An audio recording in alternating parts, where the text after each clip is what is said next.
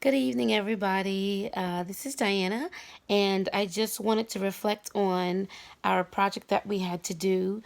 Uh, it was very enlightening in many ways, especially the fact that it helped me to examine injustices or negative feelings towards me and to examine the things that I have done towards others not like me. It helped me to take out time to actually acknowledge my blind spots. I loved what our professor made mention of in the actual assignment explanation, saying that if we are able to acknowledge our blind spots, we are able to pull away the curtain and be more aware and present in how we consume the world around us. This is exactly what watching the video by Helen Turnbull and completing the personal racism checklist and the cost of racism checklist did for me.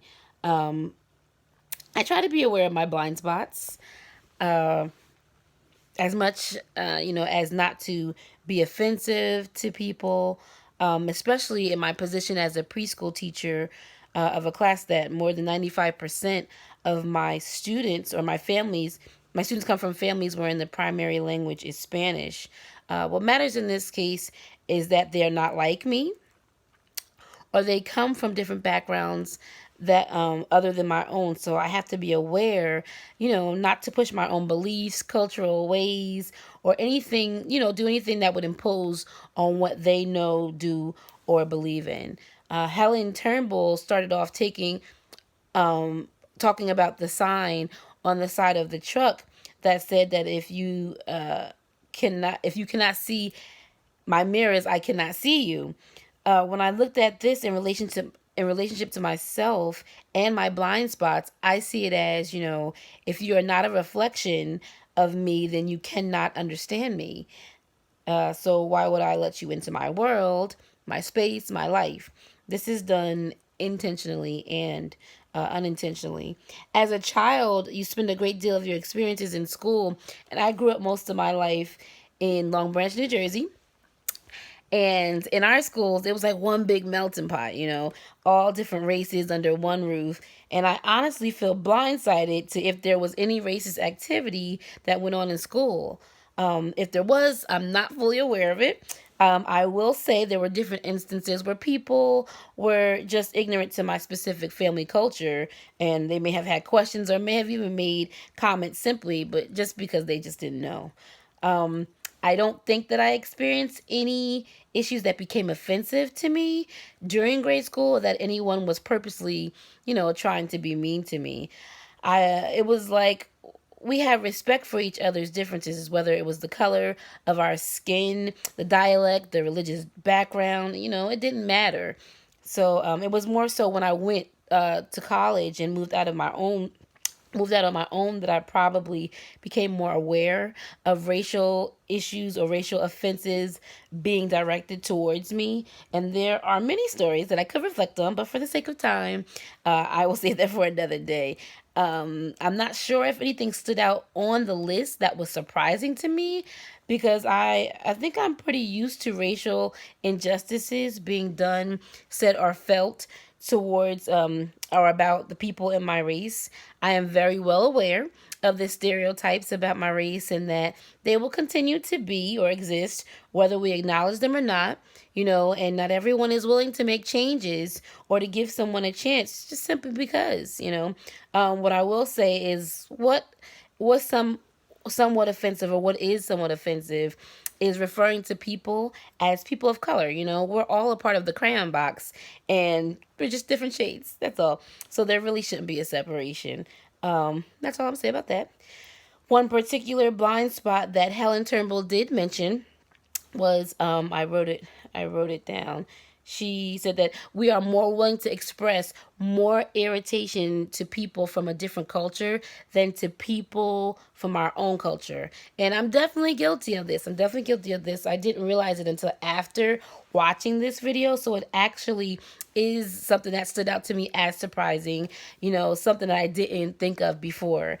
It made me reflect on several instances that of things that I have done, like this. As I reflected, I felt so bad, like I was an evil person, like, and I generally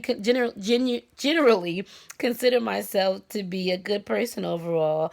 However, this made me feel like disgusting because it was not something that I really noticed that I had done before, something that I do.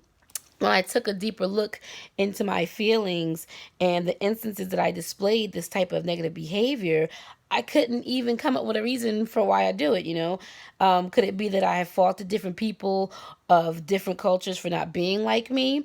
Was it because I couldn't relate to them that made me even more irritated?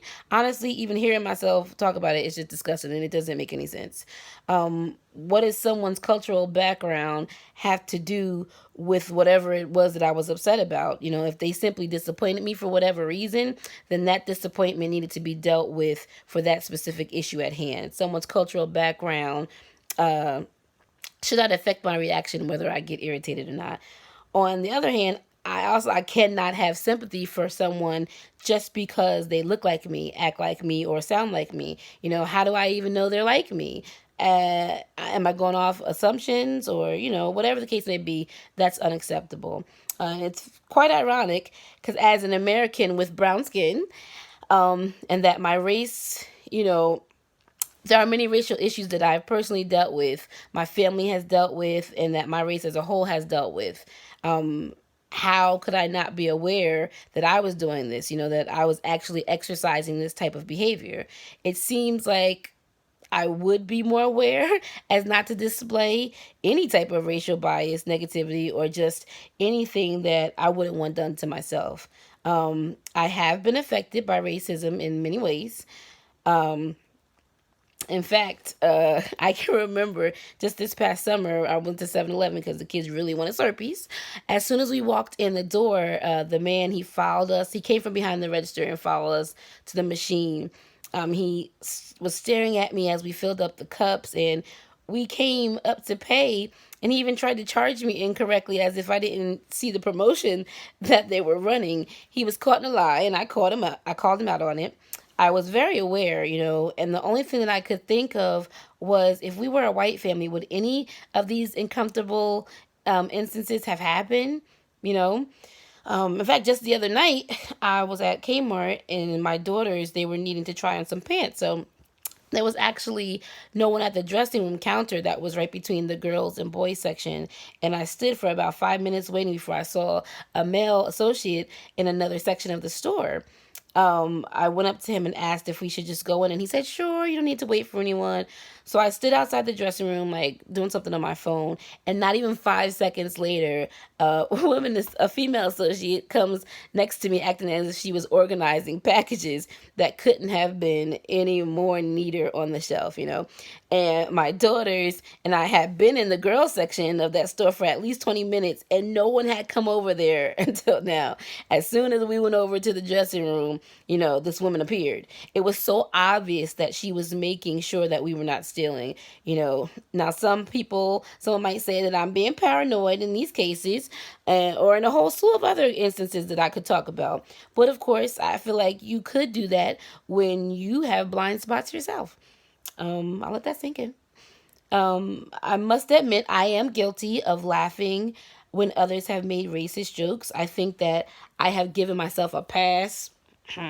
A pass for doing this because although many times the jokes have been stereotypical, the very fact that they were so stereotypical, but in some instances real because of my personal experiences that relate to the joke, it made the jokes funny, I guess. It's like the realization that someone actually said something that I was probably thinking, but would never say aloud myself in certain company. It any way you look at it, it doesn't make it right. It doesn't make it right, but I just wanted to acknowledge my awareness of doing this. I just like to end with that I am happy that I was able to participate in this exercise. And I think that if I have these blind spots, a person that considered herself as being sensitive to negative racial nuances, how many other people have these same blind spots or even worse? It would be a great thing if everyone could take a look in the mirror, and truly reflect on themselves, not as they appear, but as they really are. And not just as they think people, see them or want others to see them, but dig deep into real life experiences and honestly examine ourselves, not just to go through the motions, to feel good about ourselves, but to make conscious efforts, to not repeat these same offensive reactions moving forward.